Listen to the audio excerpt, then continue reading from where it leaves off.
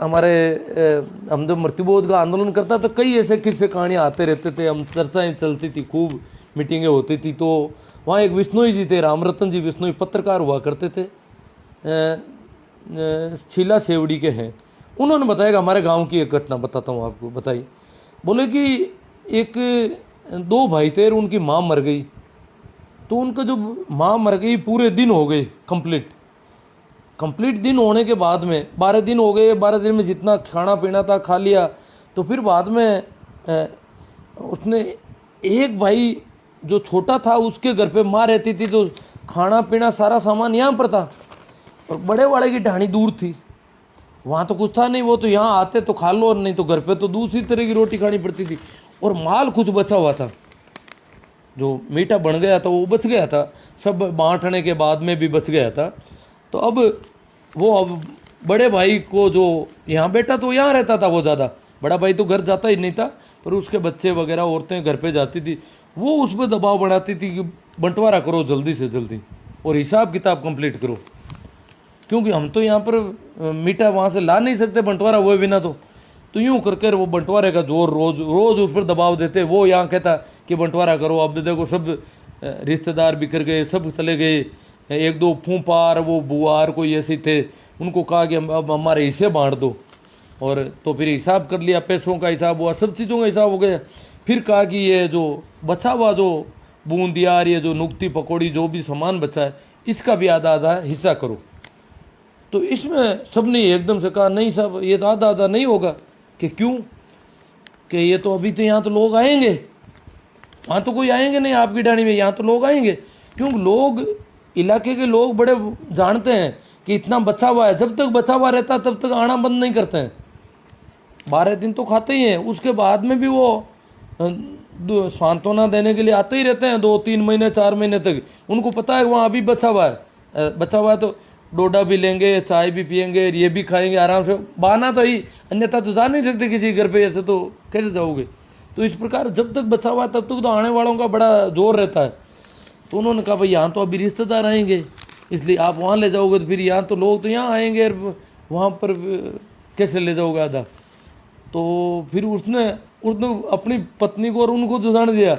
उसने जो बात की, तो जो रिश्तेदार आएंगे ना तो उनके साथ मैं बैठूंगा, साथ में थाली में मैं बैठूंगा उनमें। उसने ये शर्त रख दी, चलो बंटवारा भले ही मत करो, उनके साथ भी मैं बैठूंगा। मतलब साथ में बैठने का भी बड़ा गजब का। एक कहानी और कहता हूँ मैं, कि एक बार एक जमाई आ गए, सासू के जमाई आ गए। तो सासू ने, उसमें खींच बनता था शाम को रोटी बनती नहीं थी हमारे पूरे इलाके में शाम को, क्योंकि रोटी बनाए तो अनाज ज़्यादा लगता था। और ये जागीरदारी के ज़माने में तो शाम को राबड़ी बनती थी, दिन में सुबह खींच बनता था। रोटी तो थी नहीं, बिल्कुल बहुत नहीं के बराबर, क्योंकि अनाज को ज़्यादा से ज़्यादा बचाना था। खींच बनाने का मतलब है 25% या 20% अनाज से ही पेट भर जाता है खींच से, और राबड़ी बनाओगे तो 10% से ही पेट भर जाता है, 10 या 5% से ही। अनाज बहुत कम खर्च होता है। तो अनाज तो इतना ही मिलता था, जागीरदार सारे लोग ले लेते, तो थोड़ा ही बचता था बेचारों के पास। इतने आज की तरह उन्नत बीज भी नहीं थे उनके पास। तो खींच बना रखा था पावना के लिए। तो उसने कहा भाई पावना आया तो घी डालना पड़ेगा इसमें थोड़ा। गुड़ अगर वो थाग नहीं था वो अलग बात है, घी का जो बर्तन होता है, छोटा सा पोट होता है ऐसा, इससे थोड़ा अलग तरह का।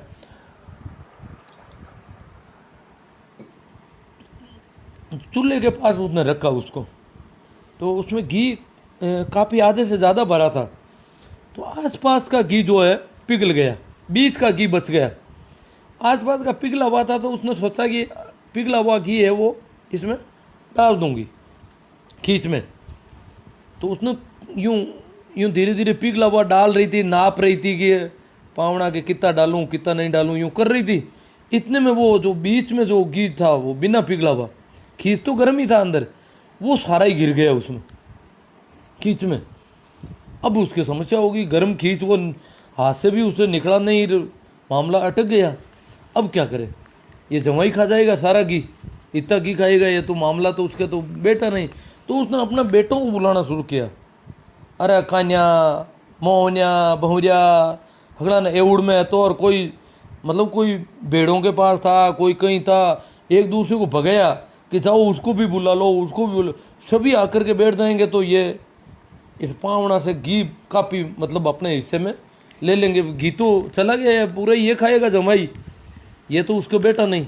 तो ये भी एक कहानी है कि उसने उन लोगों को बुला करके सबको और उनको साथ बैठाया जिनको कभी साथ नहीं बिठाया जाता था बेचारों को।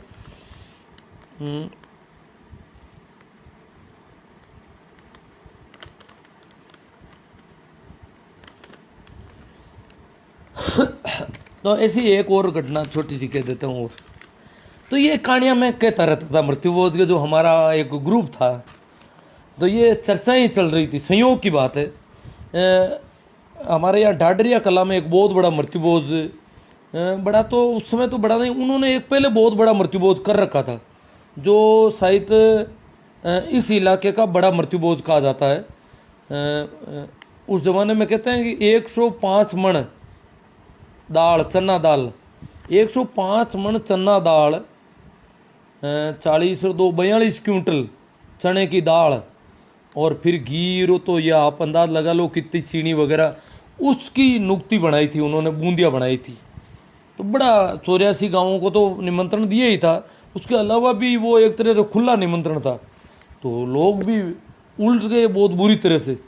हालत ये हो गई कि उनके वो बड़े रईस आदमी थे, पैसे वाली पार्टी थी जाटों में उस जमाने की।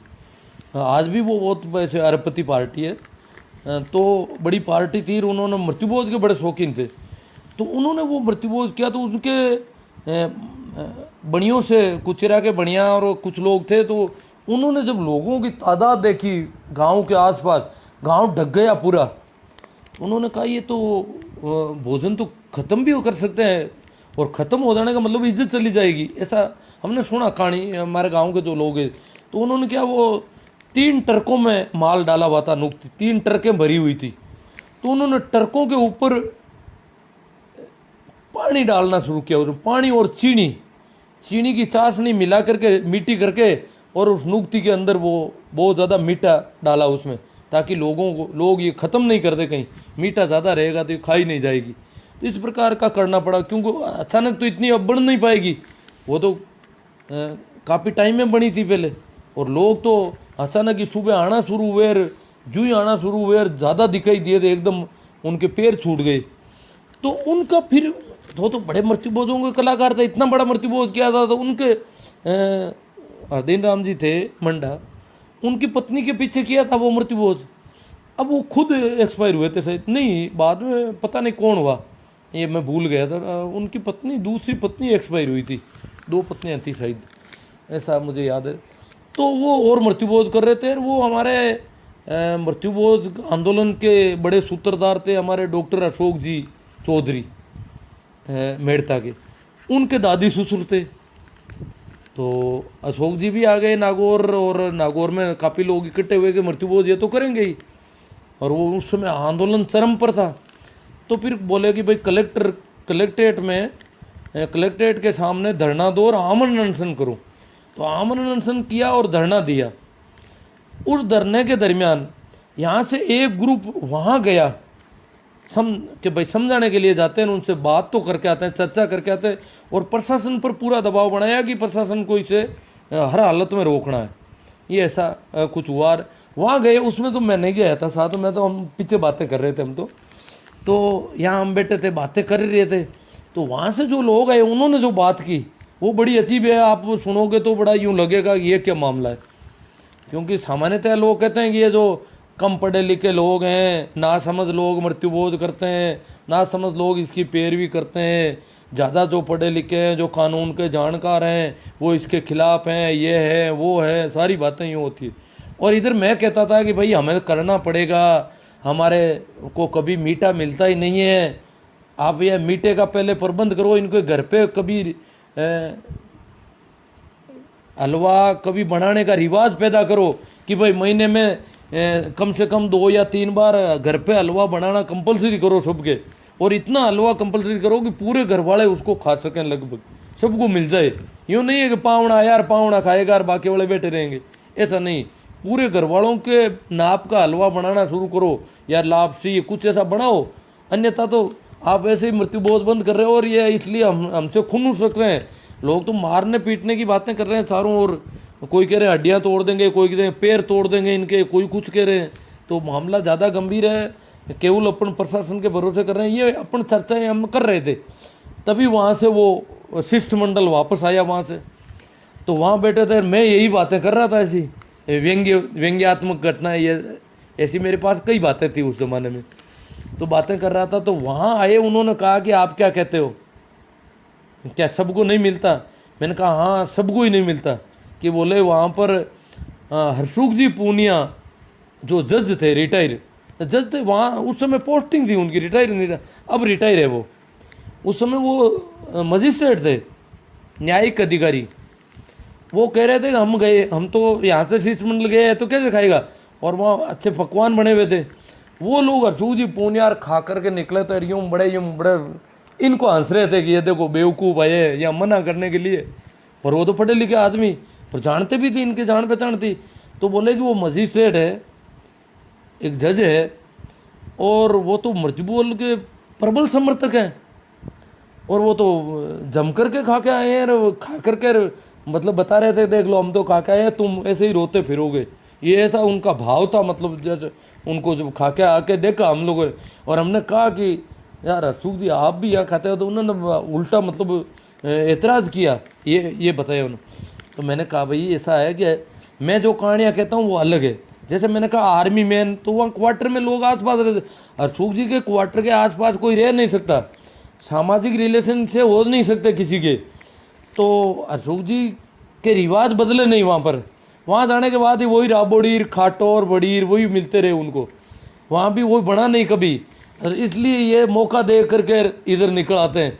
बाकी इनको काफ़ी महंगा पड़ता है, या मृत्युबोध खाने के लिए वहाँ से आना पड़ता है इनको। जब नौकरी कहीं दूर करते हैं फिर भी खाना पड़ता है, क्योंकि घर में तो रिवाज नहीं बना, और घर में नहीं रिवाज बना तो खाएंगे ये तो मतलब कि रिवाज चेंज होने के लिए भी लोगों के साथ मिलना बैठना होना जरूरी, दूर से रिवाज वालों, तब रिवाज बदलते हैं। जब मजिस्ट्रेट वगैरह इनके बंगले पे तो इधर दूसरा कोई आ ही नहीं सकता, तो रिवाज कैसे बदलेंगे? दूर से मजिस्ट्रेट के हो सकता है मीठा बनता हो, अपन इनके तो घर में वही राबोड़ी रोज। तो ऐसी कुछ मैंने कहानियाँ की। मैं कड़वा भी बोल देता हूँ, वो तो मेरी आदत है, आप जानते ही हो सारे। कुछ कमेंट आ रखे थे, उन पे भी मैं सोच रहा हूँ चर्चा करें। इसमें जो आ रखे थे उन पे फिर आप वाले कमेंट भी लेंगे। एक तो रमेश जी गोदारा है, वो कह रहे हैं शोक सभा में आगंतुकों के लिए भोजन व्यवस्था हमारी संस्कृति है। जो आ रहे हैं ना शोक प्रकट करने, ये हमारी संस्कृति है। मतलब ये तो क्यों परंपरा है लंबी, तो संस्कृति तो है ही। अब वो विकृति है कि क्या है वो अलग बात है। संस्कार तो हमारे ऐसे हो गए, बुरे संस्कार है तो भी है ही वो तो संस्कृति है, अतिथि परंपरा है। ये बास गांव कांकड़ पट्टी ये सब बंद होना चाहिए।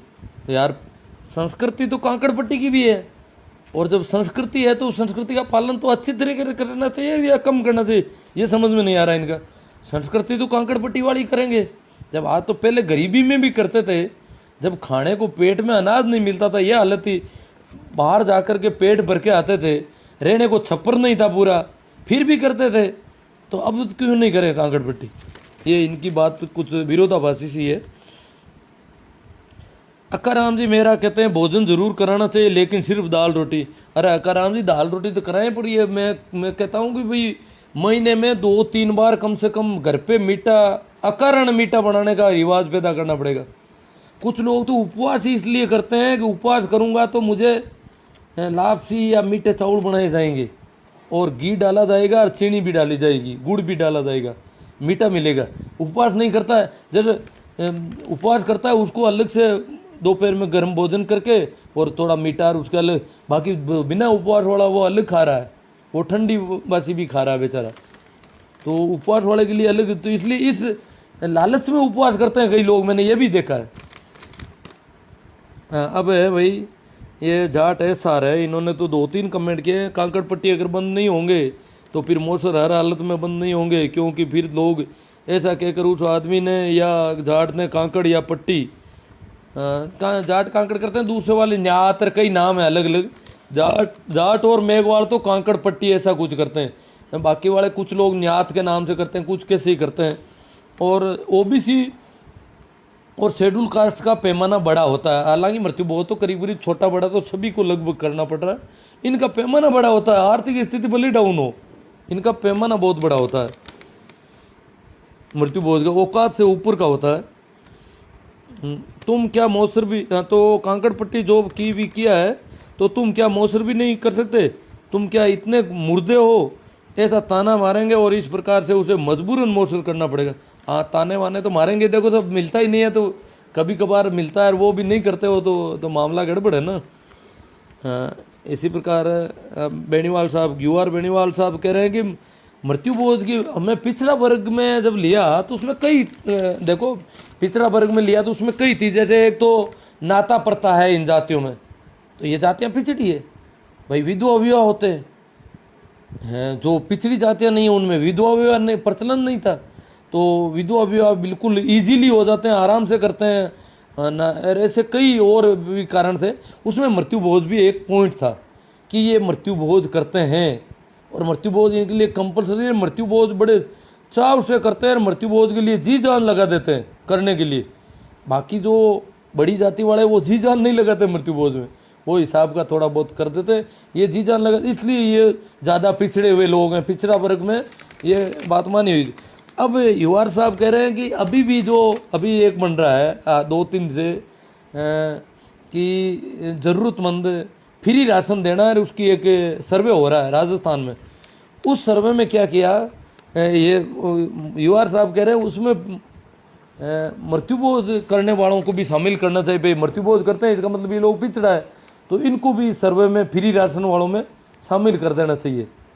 उसमें बड़ी विसंगति है गजब की, उसमें किसानों को बिल्कुल नहीं लिया कि किसान वालों को ऐसे कुछ और तरह के काम वाले, चाहे वो लघु सीमांत किसान हो, जबकि मंदिरों के पुजारियों को लिया है राजस्थान सरकार ने, मंदिरों के पुजारियों को लिया, दूसरे पुजारियों ने लिया, गुरुद्वारे या मस्जिदों के जो धर्म काम कर्म करते उनको नहीं, मंदिरों के पुजारियों को उसमें माना है कि ये इनको जरूरत रहेगी, इनको देना चाहिए। ये बड़ा गजब का भेदभाव है। और ये चाहे कांग्रेस हो बीजेपी हो, मंदिरों के पुजारी सबके लिए पूजनीय है, मस्जिदों वाले है कि नहीं है मुझे पता नहीं। आपने देखा कमलनाथ जी ने लेटर दिया, भाई अभी कौन है वो अभी मध्य प्रदेश के मुख्यमंत्री, उनको पूर्व मुख्यमंत्री ने, कि पंडितों के पुजारी मंदिरों के पुजारियों के लिए जल्दी से जल्दी कोई राहत दो इनको और इनके राशन का प्रबंध करो।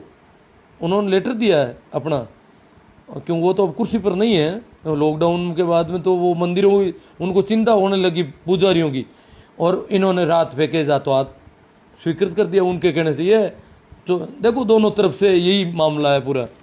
तो अब मृत्युभोज करने वालों की कौन चिंता करेगा वो अलग बात है। चौधरी परमाराम जी किरडोलिया गोगोर कहते हैं, गुरुजी ये जिम्मकड़ तब तक नहीं सुधरेंगे जब तक शीशी पूजन इनके वहाँ जैसे जारी है। शीशी यही है, हरिद्वार से जो पानी लाते हैं शीशी, या कोई कुछ लोग एक डांगड़ी लाते थे वहाँ से चुटिया ब्राह्मण को देने, यहाँ के ब्राह्मण को देने, कुछ लोग उसे डांगड़ी रात कहते हैं, कुछ शीशी कहते हैं, कुछ गंगा जल का पूजन कहते हैं। तो पूजन की फिक्स रेट 5100 रुपये कर दो, और खाली पातल में जब तक 5100 रुपये नहीं डाले तब तक उसको खिलाओ मत, तब ये लोग मानेंगे, नहीं तो जिमकड़ मानेंगे नहीं। मतलब इन बहुत नाराज है जिमकड़ों पर। चांदी के जूत के बिना बुद्धि का आगमन असंभव है। हाँ, भंवरलाल जी डी पवार कहते हैं, सर इनका ये इलाज है कि इन्हें कहा जाए कि खर्चा कम से कम करो, बाकी इतना जल्दी बदलाव नहीं आएगा। मतलब ये थोड़े निराश हो गए हैं भंवरलाल जी। देखो निराशा नहीं होनी चाहिए, आशा भी जरूरी है। मैं तो यूं ही कई तरह की बातें करता रहूँगा, आप लोग जागरूक हो, हिम्मत है, ऊर्जा है आप लोगों में, आपको निराश भी नहीं, क्योंकि बदलाव होते तो हैं पर बदलाव करने वालों के प्रयास भी उसमें काम आते हैं जरूर। तो इन्होंने भंवरलाल जी ने आगे बात बदल भी दी वापस, कोई अन्याय नहीं की, किसी की मृत्यु पर मिठाई कोई नहीं खिलाएगा, जो भी मिष्ठान खाना है घर पर खाकर आए। अब घर पर नहीं मिलता है तभी तो बेचारे यहाँ आते हैं, नहीं तो कौन पैदल जाओ गाड़ी लेकर जाओ, कितना खर्चा पड़ता है, कितनी ये मेहनत क्यों करनी पड़े अगर घर पे ही मिल जाए तो, फिर तो कौन जाने को चाहे। और कहने को कहते हैं कोई नहीं खाता, जबकि खा के आते हैं सारे के सारे। कोई कोई क्या नहीं खाता है, खाता नहीं है तो फिर इतना बड़े पैमाने पर बनाया क्यों जाता है? फिर अभी भी बड़े बड़े बर्तन हैं वो सारे जिनमें बनाया जाता है। कोई अन्याय नहीं। हाँ ठीक है, जब इसके लिए कानून बना हुआ है तो प्रशासन इस कानून पर अमल क्यों नहीं? अब ये तो अमल, कानून तो समाज के कानून बड़े भारी होते हैं और सबसे ऊंचे वही होते हैं। प्रशासन और सरकारें बहुत छोटी पड़ जाती है समाज के आगे। बीरा राजस्थानी जी भी ये भी नाराज हैं इनसे। ये कह रहे हैं वैकल्पिक व्यवस्था में मकराना में से चिकने चिकने पत्थर भिजवा दूं, गिद्ध बोध वालों को कह दो कि अपने मुंह का नाप भेज दो। ये क्या पत्थर कटिंग का काम करते हैं। ये शायद मकराना आ गए हैं, पहले तो हरियाणा में फंसे हुए थे लॉकडाउन में। ये इन्होंने अपनी तरफ से ऊपर किया है, नाराज़ हैं काफ़ी जिम्मकड़ लोगों पर। इनको गिद्ध बोझ का नाम दे दिया इन्होंने। होकर कनिष्क जी कहते हैं कि बिल्कुल उनकी दृष्टि में अन्याय है। उनकी दृष्टि में अन्याय है जब ऐसा तरबतर होकर के पसीने में इतना खा लेते हैं मस्ती से। जो मृत्युबोध को बड़े चाव से खाते हैं, मृत्युबोध बंद करने वालों को वो मौका मिलने पर किसी तरह का बदला लेने की कोशिश जरूर करेंगे। गिरधारी सिंह जी करते ही हैं। गिरधारी सिंह जी मेरा कहते हैं मृत्युबोध के लिए दबाव डालने वालों को जूते मारने चाहिए तभी सुधरेंगे। मतलब नाराज़गी तो खूब है, सब बहुत आक्रोश है लोगों में। महेंद्र मेहरिया कहते हैं विकल्प वगैरह कुछ नहीं होना चाहिए, जरूर खाने की एक बार मनवार हो। ये तो पता नहीं क्या कहना, विकल्प भी नहीं होना चाहिए और एक बार मनवार हो। मनवार होगा तो फिर खाएंगे वो तो। मनवार भी एक बार करोगे तो इसका मतलब वो कहें खिलाना नहीं चाहते, हाथ पकड़ के ले जाओ जबरदस्ती यहाँ से, कैसे नहीं चलता है। अगर विकल्प होगा तो 15-20 सालों में उसी परिस्थिति में जरूर पहुंच जाएंगे। नेमा सारण कहते हैं वैकल्पिक परिस्थितियां इस प्रकार घड़ी गई है कि समाज के पंच कह जाने वाले लोग मृत्युबोध और अफीम को अपनी निजी लोभ का स्थायी आधार दे दिया। देखो स्थायी आधार है, एक और ध्यान रखना, निजी लोग बहुत बड़ी बात कह दी इन्होंने। और जिन्होंने भी इसको ज़्यादा इनको बारीकी से देखा है उनको काफ़ी चीज़ें मिली है। तो मृत्युबोध जहाँ होता है, जहाँ कोई मर जाता है, वहाँ से लोग जो डोडा वगैरह पड़ा रहता है ना, अफीम वगैरह, उसमें से चाहे जो किसी को पूछने की जरूरत नहीं है, डब्बे और भरे पड़े थे उनमें से लेकर के अपनी जेब भर लो भले ही, या पॉलीथीन की थैली में डाल लो। और यूँ कोई कह नहीं सकता, मना नहीं कर सकता। और ज़्यादा ही कोई थोड़ा संकल हुआ है तो वो लेते वक्त यही कहेगा घर में किसी को जुकाम लग गया इसलिए लेते रहो। तो जितना जी चाहे ले लो, रोक नहीं सकता घर का मालिक। ऐसा बहुत सारे लोग ऐसा करते हैं। और ये ढाणियों के इलाके में तो मुझे पता नहीं, हमारे तो पुराने ज़माने में, अब तो नहीं होता इतना। तो पहले तो क्या होता था, एक घर बाड़े आसपास हैं सबके, तो ऊपर से भरे हुए बर्तन मिलते नहीं थे पूरे वापस, नुक्ती के हलवे के भरे हुए इधर उधर दूर से बाड़ों में घरों में पहुंचा दिए जाते थे। रात के अंधेरे में लोग इधर उधर भी कर देते थे, ये भोजन बना हुआ भाई।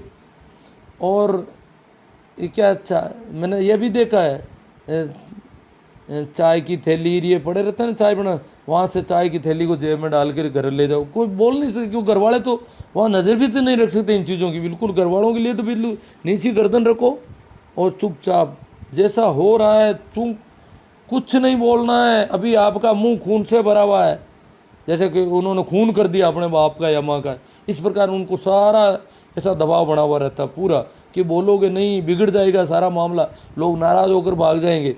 किसी को कुछ नहीं कहना है, जितना होता है होने दो। मतलब घर ऐसे हो जाता है जैसे घर उनका है ही नहीं। घर के अंदर ठेठ भंडार गृह में, रसोई में कोई भी आता है जाता है, जैसे ये कोई सार्वजनिक स्थल हो, घर के ठेठ अंदर तक लोग बैठे मिलते हैं। क्या कर रहे हो गया, इलायची खोज रहा हूँ और ये कर रहा हूँ, चाहे जहाँ निकल जाते हैं घुस जाते हैं, कोई कहने वाला नहीं उनको। एक आदमी मरते ही इतनी यह हालत हो जाती है कोई बोल नहीं सकता उनसे कुछ। तो इनका स्थायी आधार है, इनके निजी लाभ है, स्थायी आधार है। क्योंकि जैसे अफीम वगैरह 12 दिन नहीं खाते हैं, 2-3 महीने तक रेगुलर आते ही रहते हैं। तो जब तक वो उठ के भाग नहीं जाए वहाँ से, कोई दूसरा बहाना नहीं मिल जाए या कोई त्यौहार नहीं आ जाए, उनको छोड़ते नहीं है। अब ये परंपरा हमारे समाज को मकड़ी के जाले की तरह जकड़ चुकी है। भुक्कड़ है, इन्होंने इसको भुक्कड़ नाम दिया है जी महाराज को। भूखड़ नहीं, रोटी तो मिलती है इनको, पर वो मीठे वाली बीमारी ज़्यादा लग रही मुझे। और नशेड़ी इस परंपरा को जारी रखने के लिए ये सब ना करने वालों को बेइज्जती करके खुनुस निकालते हैं, बेइज्जती व्रत करते हैं और खुनुस भी निकालते हैं नाराज़गी में। बहुत अच्छा है इनका स्टेटमेंट। सीताराम जी बूढ़े कहते हैं आजकल काफ़ी सामाजिक संगठन ऐलान कर रहे हैं बंद करने का, लगता है कोरोना से कुछ अकल आएगी। अब देखो सब आशा है तो अच्छी बात है।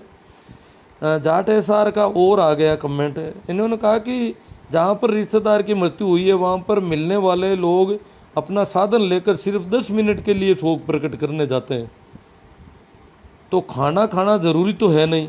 और ये प्रथा तो आजकल मतलब इतने अच्छे अच्छे साधन है 10 मिनट में वापस जा सकते हैं,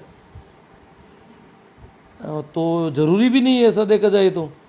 पर खाना खाना तो जरूरी नहीं, 10 मिनट में जाकर के वापस आ सकता, आराम का मामला है। परंतु पहले के ज़माने में तो हो सकता है लोग पैदल जाते थे तो उनको कुछ और कुछ खिचड़ा वगैरह, खिचड़ा ही था शुरू में, तो खिचड़ा खिलाया जाता था इनको, कुछ नहीं पेट भरते थे। खिचड़ा भी खिलाना बड़ी भारी बात मानी जाती थी। खिचड़ा और राबड़ी नाम है, पुराने नाम तो राबड़ी है, राबड़ी करूँगा मैं। गाँव वालों को बुला करके आज भी कहते हैं कुछ लोग कि भाई राबड़ी पाओ सबने, मतलब राबड़ी पिलाते थे। फिर खिचड़ा शुरू हुआ, फिर लापसी हो गई गुड़ की, फिर चीनी आई, हलवा हुआ, अब आज तो पता नहीं क्या क्या हो रहा है। ये प्रथा वैसे भी सरकार की प्रतिबंधित है, अब भी हम सभी मूर्खतापूर्ण कार्य कर रहे हैं। इन्होंने कहा भाई हम सभी ऐसा कर तो रहे हैं मूर्खतापूर्ण, तो हम सभी को सोचना है इस बारे में। सोचना ही नहीं है बल्कि ग्रुप बनाए जावें और पहल करके समाज को आदर्श, मतलब काफ़ी गंभीर है और ये तो बड़े योजनाबद्ध ढंग से करना चाहते हैं। अच्छी बात है। ये तो ऐसी कुछ बातें आज मैंने कर ली। अब मैं सोचता हूँ कि कुछ आपके जो कमेंट आए हैं उन पे भी थोड़ी थोड़ी बात भी होनी चाहिए। आवाज़ तो आ रही होगी, आज आवाज़ ठीक आई है कि नहीं आई है, इसका भी थोड़ा कमेंट कर देना ताकि मुझे पता रहे कि ये ईयरफोन लगाना ठीक है क्या। हाँ ये है, इसका माइक है ना। रिश्तेदारी में कोई करता है उसके भी नहीं जाना चाहिए। हाँ सही बात है। धनखड़ साहब शायद झुंझुनू और उधर से होंगे। हमारे इलाके में धनखड़ थोड़े कम है। 12 दिन के बजाय 5 या 7 दिन करने चाहिए। अब दिन क्या है, यहाँ तो महीनों तक एक छोटा दरवाज़ा खुला रखना पड़ता है लोगों को, बेचारों को बहुत दिक्कतें हैं। दिन तो जैसे विष्णुयों में बहुत कम दिन होते हैं, पर भोजन का तो कोई वो मृत्यु भोज का पैमाना बहुत बड़ा होता है। पूरे दिन से दिन फिर वो बाद में आना जाना लोग छोड़ते नहीं हैं उनके घर पे। ये कुरीति अपने आखिरी सांस ले रही है, ये बात सही है धनखड़ साहब। ये तो मामला तो क्योंकि शेखावाटी ने तो लगभग इससे निजात पा लिया है और गंगानगर की भी कंडीशन अच्छी है। ये मुख्य रूप से तो मारवाड़ी इसमें फंसा हुआ है पूरी तरह से। आपके अरे पता नहीं कहाँ चले जाते हैं कमेंट। चलो नीचे करता हूँ। आप मेरे से बात करना, ओम प्रकाश जी मेरिया कहना चाहते हैं कुछ। मूलाराम जल्दी ये प्रथा मिटना बहुत मुश्किल है परिवार में। नहीं ऐसे निराश नहीं होना चाहिए। अब काफ़ी गुंजाइश बन रही है। परिवार में 1-2 सदस्य के न चाहने से कुछ नहीं होता। बहुमत की जीत, बहुमत तो खैर है, ये बात तो सही है। बहुमत तो हो जाए तब तो जीत अपने आप, फिर तो करना ही क्या है, वो तो हो ही जाता है। बहुमत तो अगर खाना छोड़ने वालों का भी काफ़ी अच्छा हो जाए ना, अगर 15% आदमी खाना छोड़ दे अगर मारवाड़ में, तो ये बंद समझो, क्योंकि वो फिर उनको शर्म आएगी। वो बैठने जाएंगे वहाँ पर और कहेंगे हम नहीं खाएंगे, हम नहीं खाते जी, फिर उनकी हालत ख़राब होगी। फिर वो बाता तोड़ी करेंगे, अरे खींचेंगे, अरे क्यों नहीं खाते, अरे ये कोई यार वो करेंगे। फिर पर उनके फिर रोज़ वो शर्मिंदा होना पड़ेगा धीरे धीरे उन लोगों को। ऐसे लोग अगर हो जाएंगे तो। हाँ भाई, किस्तूर जी शुरू ही कहते हैं अधिकांश रिश्तेदार आसपास के होते हैं, शीघ्र आने जाने के संसाधन भी लाते हैं। मेरे विचार से तो खाने का त्याग करना उचित है। कोई खाना चाहे तो उनको घर में रोज़ खाए जाने वाला भोजन कराया जा सकता है। रोज़ खाया जाने वाला में तो वो नाराज़ है, वो कह रहे हैं फिर कोई नहीं आएगा। रोज़ जो घर पे सब्जी रोटी की बात कर रहे हैं तो वो तो बहुत नाराज़ होते हैं। फिर वो फिर अंत्येष्टि में क्यों जाए कोई?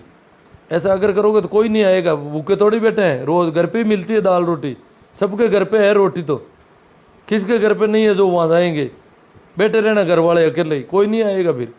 ये तो पूरा नाराज है साहब उससे तो वो। हाँ भाई, आत्माराम जी पारिक कह रहे हैं कोई कलंक नहीं है, ऐसे आयोजन में ही हम अपने संपूर्ण समाज व कुटुंब को याद करते हैं। हाँ, इन्होंने कहा भाई ये कलंक नहीं है, आप इसको कलंक मत कहो। संपूर्ण परिवार आ जाता है ऐसे मौके पर, उनको याद कर लिया जाता है, नहीं तो हम भूल जाते हैं सबको। ये इनका अपना है। संस्कृति वालों ने ही मरा दिया गुरुजी मृत्यु बोझ में, कैलाश जी राव कह रहे। पारिक साहब नेगेटिव विचारधारा के हैं कोई? हाँ भाई, मूलाराम जी, आजकल हमारे बीकानेर में एक नया रिवाज प्रचलन में आ रहा है। कुछ लोग मृत्युबोध के नाम पर मृतक के घर का पानी भी नहीं पीते हैं, और खुद के घर काम पड़ने पर मिठाई नहीं बनाते हैं, लेकिन 12वें दिन बाजार से मिठाई लाते हैं। और जब मिठाई बनानी ही नहीं है तो बाजार से क्यों? वो कोई बात नहीं, वो बाजार से थोड़ी लाते होंगे, या तो कुछ और लोग बच्चे हैं ना अभी खाने वाले, उनके लिए करनी पड़ती होगी। गमी में उदासीन भोजन ही ठीक है, जो आते हैं उनको चाय पानी पिलाकर जीवात्मा के नाम पर राम राम जब माला देकर करावे हैं। कांकड़ पट्टी क्या है? पवार साहब, पवन कुमार जी पूछे। कांकड़ पट्टी, कांकड़ का तो मतलब होता है कि सीमावर्ती गांवों को बुलाया जाए, पूरे आमंत्रित किया जाए, जो उस गांव की सीमा लगने वाले गांव, सीमाएं टच करने वाले। और पट्टी का मतलब होता है, पट्टी यहाँ कहीं 44 गांव है, कहीं 80 गांव है, कहीं 100 गांव है, कहीं 50 है, कहीं 35 है, कहीं 32 है, इस प्रकार गांवों का समूह है। उन गांवों को, पूरे गांवों को बुलाना पड़ता है। भंवरलाल जी करने करते देखा देखी गलत है, घर सारू होना चाहिए, इज्जत का सवाल बना मना कर बुराई को बरकरार रखना निम्न कोटि की मूर्खता है, समय के साथ बंद हो जाएगा। ठीक साहब, अपन सुनते रहेंगे, इन पर ज़्यादा तो क्या है। बहुत ही सराहनीय विचार सर, आपके विचार गहनता से विचार कर रहे हैं। हम सब लोगों को इस पर सोचना होगा, क्योंकि हमारे समाज में सबसे बड़ी चुनौती मृत्यु बोझ है। जब कोई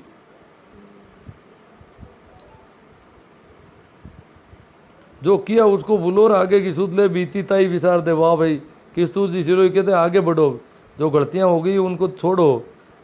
मैं तो इस पे थोड़ा दृष्टिपात कर रहा हूँ कि ऐसा ऐतिहासिक मामला है हमारा।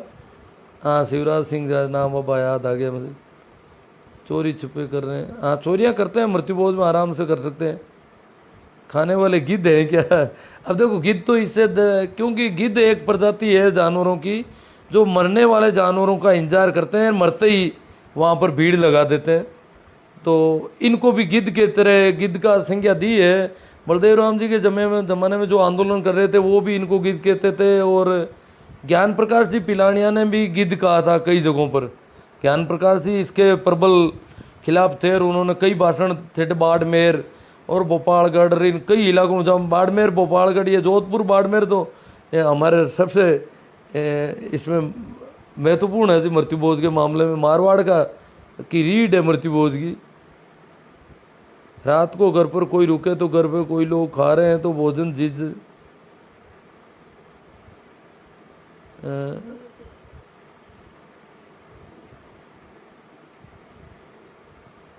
लगे रहे हैं बलदाव करने की पहल में, आज नहीं तो कल होगा। हाँ, बाड़मेर के गोदाराज जी बहुत हिम्मत है साहब ओमराज जी की। बाड़मेर में अगर इतनी आशा रखते हैं तो अच्छी बात है। पुरानी बातें थी, अब उस तरफ उधर ध्यान मत दो। कीरतुर जी पुरानी बातों से नाराज हो रहे हैं ना सर, सिस्टम होना चाहिए। मैंने यूं ही चर्चा कर ली बताने के लिए आपको। गुरुजी अच्छा मौका है, प्रयास सार्थक होगा। राम राम साहब, आप माँ दे देने वाले हो, झाट फिड़ोदा झाट फिड़ोदा, आप मान दे देने वाले हो। मूलाराम जी मेघवाल, मृत्युबोध खाना छोड़ना भी मामूली बात नहीं है। कुछ लोग तो हाथ पकड़ कर खींचते हैं और कहते हैं कि थोड़ा सा तो खाना ही पड़ेगा। बिल्कुल इच्छा न होने पर ज़्यादातर लोगों को मृत्युबोध खाना पड़ता है। मृत्युबोध ऐसा ही चलेगा। हाँ, जानी सी कह रहे हैं। सुभाष जलवानिया, राम राम साहब, ठीक है ठीक है। काफ़ी कमेंट इधर उधर हो गए, बहुत शानदार गुरुजी, राम राम साहब। टाणो सुधारण है वेजी में बेण दो सुभाष जी कह रहे हैं टाणु सुधर किए भोपालगढ़ में रहते हैं। और नाट सर गारासनी पुराने ज़माने में कहते हैं ये बहुत ज़्यादा काफ़ी अच्छा अनाज उठा लेते थे मृत्यु बोझ में। बड़ा सबसे ज़्यादा मृत्यु बोझ में जहाँ अनाज लगता था उन गाँवों में है इनका गांव। हमारे यहाँ के अड़ोस पड़ोस के हिसाब से देखा जाए तो मुहिम जारी रखो आज नहीं तो कल वगैरह जी। हमारे गांव में 50 अफीम जी ऐसे हैं जो कांकड़ पट्टी में सीखे हुए हैं, लेकिन अब पागल कुत्तों की तरह इधर उधर मुंह मार रहे हैं। हाँ, ये कांकड़ पट्टी का दोष है, अरे सीख जाते हैं बेचारे ज़्यादा दिन वहाँ रहते हैं तो। कांकड़ पट्टी क्या है जी? ये तो आगे ही बात है। मृत्यु बोझ पर जितना विरोध किया जाए उतना कम है गुरु जी, किशन गोपाल जी कह रहे हैं। कांकड़ पट्टी में मृत्यु बोझ के अवसर पर 5-10 गाँव लोगों को भोजन कराया जाता है। नहीं, कांकड़ में कम गांव है, पट्टी में तो ज़्यादा है गांव। सही आ रही है आवाज़, एकदम अच्छी आ रही है गुरु जी। तो अच्छा, ये कल से ये रखूँगा। और क्या साहब, आप भी बात बहुत सही है। ये त्यौहार का सिस्टम क्या है गुरु जी? बाद में और शुरू कर देते हैं गिद्ध भोज खा के भी, बाद में और शुरू कर देते हैं। हाँ, आजकल होली दिवाली पर भी और भोजन करना पड़ता है। जिसके घर पे मर गया ना, उसको होली दिवाली पर और मीठा भोजन बनाना पड़ता है आने वाले लोगों के लिए। वो उसकी बात कर रहे होंगे शायद। 84 गांव में जिमाते थे पहले, शिवनारायण जी मेघवाड़ कहते हैं। हाँ, ये मेघवाड़ों में और जाटों में इनमें पट्टी होती थी शायद, और तो पट्टी वाला रिवाज नहीं था। बाकी वाले भी करते थे गांव, तो उनके भी होते थे। वो न्यात या नाम दूसरा था उनका, ऐसा जहाँ तक मुझे याद है। बंटी जी कह रहे हैं साहब आवाज़ आ रही है। कृष्ण गोपाल आवाज़ ज़ोरदार आ रही है, आवाज़ सही आ रही है सब। हाँ ठीक है, धन्यवाद साहब। अब शुरुआत खिचड़ी से होती है और 12 दिन तक सातों पकवान बन जाते हैं। हाँ आवाज़ ठीक है। पर यह कपड़ा ही ले जाते हैं हमारे इधर, दरिया कपड़ा भी ही ले जाते हैं। हाँ, कुछ भी ले सकते हैं जी, खाना तो किसी को भी नहीं मरने के पीछे। आवाज़ बहुत मधुर है। नागौर जिला तो सबसे अग्रणी है मृत्यु बोझ में गुरुदेव। नहीं, हमसे भी तेज है साहब। हाँ, जोधपुर कोर तो हम देखते हैं तो हमें नीचा देखना पड़ता है, हम छोटे पड़ते हैं उनको देखें तो। और फिर बाड़मेर, लगभग नागौर भी काफ़ी है ऐसे। नागौर में जिला क्या है कि नागौर से इधर हम तो जोधपुर की छाया में थोड़े, उधर थोड़ा हिसाब का डीडवाना और उधर कुछ अमन साइड में थोड़ा उधर फेंकावाटी का असर पड़ रहा है कुछ इलाकों में।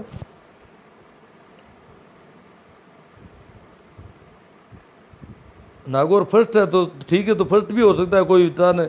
क्योंकि नागौर में थोड़ी पहले से ही पैदावार थोड़ी ठीक होती थी बाड़मेर के बजाय देखा जाए।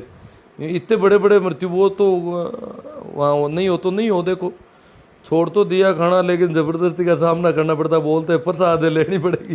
देख लो सोलंकी जी क्या कह रहे हैं दीपक, मतलब खाना छोड़ना भी बड़ा मुश्किल। क्यों? वो लोग जो है वो अपना बहुमत कायम रखना चाहते हैं, वो ऐसे खाना नहीं खाओगे तो फिर उनको अपराध बोध नहीं हो, इसलिए वो बहुत मेहनत करेंगे, खिला के ही छोड़ेंगे, आसानी से निकलने नहीं देंगे। और वो कई दिन तक जब लोग ऐसे निकल के जाएंगे तो फिर उनकी भी हालत ख़राब होगी। तो ये बड़ा मेहनत का काम है। खाना छोड़ना भी मुश्किल है तो बनाना तो पड़ता ही है। जिनके घर में मर गया वो बेचारा कैसे इनकार करे? उसकी तो क्या औकात है? उसको तो कहते हैं तेरा मरा हुआ है बाप, अभी बोलने के दिन ही नहीं है तेरे, मुंह खून से भरा तेरा अभी। वो जी इस कुरीति को समाप्त करने के पक्ष में हूँ। ये फौजी है क्या? हाँ, श्रवण जी गोतारा फौजी हैं। ये कहते हैं मैं समाप्त के पढ़ने पक्ष में। तो देखो यहाँ जो भी आ रहे हैं करीब करीब पक्ष में, ये 2-4 जो विपक्ष की बात कर रहे हैं ना, वो यूं ही कर रहे हैं कि मिट नहीं रही है इसलिए कर रहे हैं। बाकी पक्ष में है सभी, ये तो मानते हैं पक्ष में बहुत ज़्यादा है। पर करें क्या, कर सकते हैं नहीं कर सकते हैं, हिम्मत नहीं हो रही है। वो बहुत बड़ा ग्रुप है उनका, उनकी संख्या बहुत ज़्यादा है, इसलिए डर लगता है। तो इसलिए उनके साथ ही होने में अच्छा फ़ायदा है, उनके साथ ही मिल जाओ और बस ठीक है। छोड़ तो दिया खाना, लेकिन ज़बरदस्ती का सामना करता है। बोलते हैं प्रसाद लेनी पड़ेगी। हाँ ठीक है। हम पत्नी पत्नी दोनों ही नहीं खाते, पति पत्नी भी नहीं खाती। महिलाओं को तो बहुत ज़्यादा डर दबाव होता है सब। महिलाओं को तो मैंने कई बार देखा, चर्चा होती है कि वो साथ में बैठकर खाना भी नहीं छोड़ सकती, क्योंकि महिलाएं ज़्यादा रूढ़िवादी है पुरुषों के बजाय। हम परिवार में 2 लोग नहीं खाते हैं, पर जब भविष्य में मेरा खुद का परिवार होगा तो 100% मृत्यु बोध नहीं खाने वाला। ठीक, अच्छी बात है शिवनारायण जी मेघवाल, ये क्रांतिकारी व्यक्ति हैं। राजू राम, ब्राह्मणों को जीवने से मतलब है, इनकी हालत पतली कर दी कोरोना ने।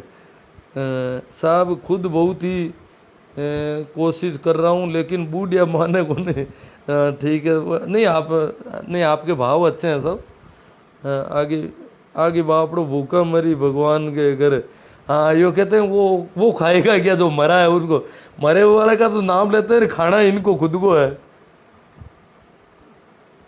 ये कुरीति है, लेकिन सर इस पर प्रतिबंध मुश्किल है। हाँ मुश्किल है, नहीं देखो मुश्किल तो है ही, है तो हम मानते हैं, परंतु ऐसा है कि बदलाव होगा। इसके साथ साथ आजकल एक और मारवाड़ में फेमस है मृत्युबोध के साथ ही ओडावणी। हाँ ये तो है ना, साथ में ही है, ये तो दोनों मिले हुए हैं। अब जब मृत्युबोध कंपलसरी है, बेचारे को करना पड़ता, तो ओडावणी से तो उसके थोड़ी कमर कम टूटती है। ओडावणी मृत्युबोध बंद करो तो ओडावणी अपना आप बंदी है। अब लोग उल्टा कर रहे हैं, ओडावणी बंद कर दो। ओडावणी बंद करोगे तो फिर मृत्युबोध वाले की तो मौत आ जाएगी। मृत्युबोध वो बंद कर नहीं पाएगा, क्योंकि उसका तो बाप मर गया, वो जाएगा कहाँ? उसके तो चारों ओर लोग आके इकट्ठे हो गए, अब वो उसको छोड़ेंगे नहीं किसी भी हालत में। ओडावणी आओ और भले मत आओ। तो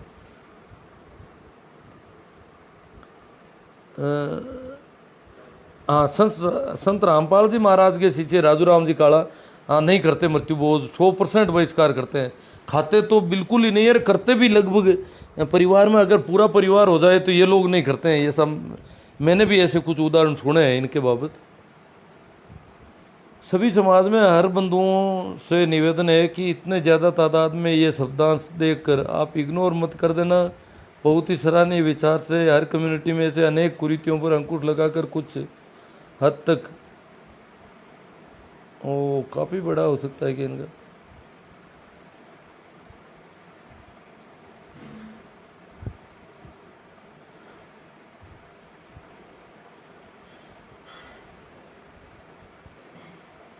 ज़्यादा बड़ा इतना कैसे लिख दिया इन्होंने? कुछ हद तक देख रहे आप इग्नोर मत करना, सराहनीय विचार है। हर कम्युनिटी में ऐसी अनेक कुरीतियों पर अंकुश लगाकर कुछ हद तक ही नहीं बल्कि सभी समाजों में प्रत्येक आदमी, प्रत्येक परिवार आज किस खुशी के जीवन में व्यापन कर रहा है, बहुत ज़्यादा खुशियाँ और चाहेगी, क्योंकि ग्रामीण परिवेश में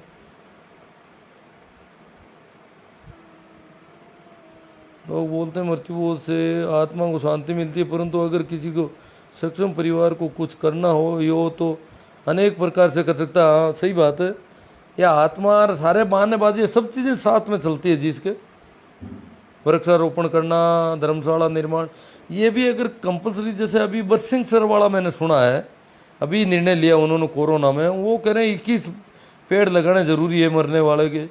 अब लगाने, खैर वो लगा के चल जाएगा, बाकी उनकी देखभाल करना। पेड़ लगाने में उन्होंने शर्त रखी है कि रास्तों पर, तालाब में या बगीचों में, कुछ ऐसी जगहों पर सार्वजनिक तो है काफ़ी, वो तो अच्छा ही है, ज़्यादा वो नुकसानदेह नहीं है। कुछ लोग हिम्मत होगी तो उनके झाड़ी वगैरह सारा करेंगे, और जो गरीब होंगे लगा करके 21 लगा दिए, दूसरे दिन भी चले जाएंगे। तो अगर है तो वो ठीक ही है सर।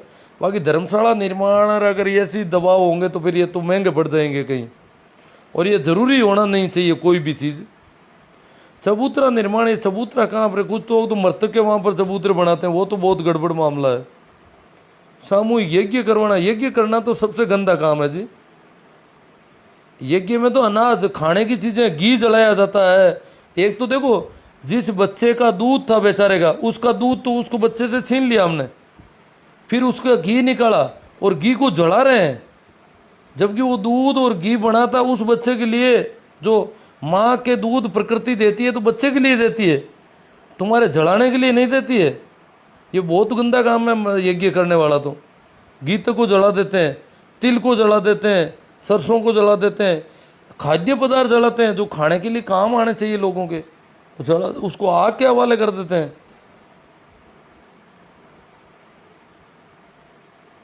सराहनीय परिवार गुरुजी भगवान जी पालियाल नारवा।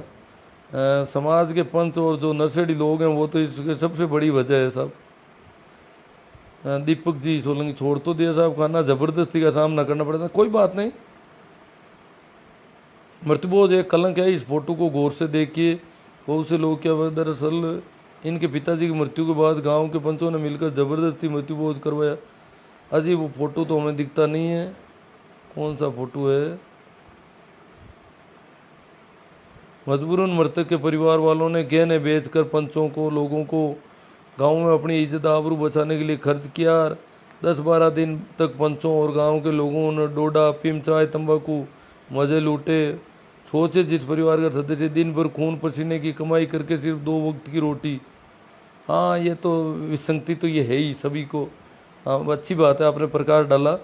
नारवा में पुरोहितों में बिल्कुल मृत्युबोध बंद है। नहीं, ये सब तो खैर वो तो पता चल जाएगा। कान सिंह जी कह रहे हैं बिल्कुल बंद है। तो एक आदमी कितने रुपए में मर सकता है कान सिंह जी, थोड़ा कैलकुलेशन कर दो। कम से कम मरने के कितने रुपए खर्च होते हैं मरने के बाद। आदमी मर गया, अब तो अंत्येष्टि में अगर कोई लगते हो, जैसे जलाते हो तो कुछ लकड़ियाँ और जो भी है, और या गाड़ते हैं तो गड्ढा खोदना वगैरह, इसके अलावा और कौन सा खर्चा पड़ रहा है। अगर वो खर्चा लाखों में है तो मृत्युबोध है ही, और क्या है वो। तो कितने मरने के कितने रुपए लगते हैं ये देखना है। नारवा में क्या, मैं तो नारवा में आने के बाद बेरा हो गया तो पूछा नहीं अभी का, तो पहले तो बंद नहीं था। लक्ष्मण जी मेघवाल बहुत अच्छी चर्चा करते हो आप सर्दी। मृत्युबोध उन्मूलन दिशा में शिक्षक मुख्य भूमिका निभा सकते हैं, जसराज जी दुकेश्वर कह रहे। ठीक साहब, सही बात है। पहले दिन मूंग चावल खिचड़ी और बाद में सामान्य भोजन देना। हाँ, ये तो आ गया। मकर संक्रांति को तेरूड़ा बांटना, या हाँ ये बहुत गड़बड़ हो गई हमारे गांव में। अभी बंद किया गांव वालों ने। होली के दूसरे दिन ऐसी कई रिवाज बंद किए हैं, और फिर लॉकडाउन ही हो गया थोड़े दिनों में। और बाकी अच्छा बंद चला है। कपड़ों का लेन देन और कुछ चीज़ें की थी, वो मैंने सुनाई होगी शायद। देखूंगा मैं कहाँ पर मेरे पास वो लिखा हुआ होगा मैटर, शायद उस पर मेरा लाइव तो किसी दूसरे ने चढ़ाया था उस दिन। गुरुजी मेरे को मेरी पत्नी ने छोड़ा दिया, 4 हुआ। कैलाश जी सो कह रहे हैं पत्नी और भी आगे है, तो फिर तो रांका और बांका वाली बात हो रही है। मेरे परिवार का गुरु बना हुआ सर, आज भी मैंने मृत्युबोध करने की अपील की है, बंद करने की। हाँ ठीक, बढ़िया बात है सब सोलंकी जी। गुरुजी मेरी पत्नी ने छोड़ा दिया, 4 साल हुआ है। अगर मृत्युबोध अगर आप नहीं करते हैं तो नहीं आएंगे। हाँ, वो भी जाकड़, और ना ही कोई कहेगा मृत्युबोध करो। जो भी मृत्युबोध करता है वो अपनी मन से करता है। अब मन से क्या करता है, वो तो करता तो बिना मन से तो कैसे करेगा, मन से ही करना पड़ेगा। रहना यहाँ अगर रहना है तो करना पड़ेगा, जिंदा है तो करना पड़ेगा। मर जा या तो खुद ही मर जा पहले। रामनारायण जी चौधरी, मृत्युबोध उन्हीं समाजों में होता है जो दूसरों को कहने पर चलते हैं, यानी मृत्युबोध मूर्खता की निशानी है। जो मूर्खों की श्रेणी में रहना चाहते हो मृत्युबोध करे। सुभाष जी विष्णु इराड, लेकिन हिम्मत कौन करे, कौन शेर को पकड़े और कौन दांत देखे। नहीं नहीं, ऐसी कोई बात नहीं है जी विष्णु जी। बात तो सही है, हिम्मत अब कुछ लोग कर रहे हैं। तो देखो ये गिरी जी कह रहे हैं वारे ठोकरा हुआ। जय भीम, घर के अंदर औरत रोती है और बाहर बैठ, और रोती नहीं है बेचारी को, खिलाया नहीं जाता उसको। उसको राबड़ी पिलाई जाती है बिना नमक की। उसको कुछ भी नहीं करना, उसको तो उठने भी नहीं दे। उठने में भी 2-3 औरतें इधर उधर खड़ी होकर के उठाती है ऐसे, मतलब वो अपने पैरों पर खड़ी नहीं रहे, चारों ओर से पकड़े रखते हैं उसको, पैरों पर खड़ी नहीं होने देते ढंग से, जैसे संभाल कर रखते हैं उसको पूरा। अन्यथा वो तो क्यों, वो अगर उसको छोड़ देंगे तो इधर उधर चलने लग जाएगी, फिर चलने लगेगी तो फिर तो आप सांत्वना कैसे प्रकट करोगे उसके सामने। ठीक है मित्रों, काफ़ी लंबा सेशन हुआ है मेरे हिसाब से शायद। धन्यवाद, आप लोगों ने अच्छा सहयोग दिया। और अब कमेंट तो कुछ रह गए होंगे। ठीक चर्चा हो गई है काफ़ी अच्छी। कई व्यक्तिगत रूप से भी कई लोगों के संबंध में बात हुई है, हो जाती है।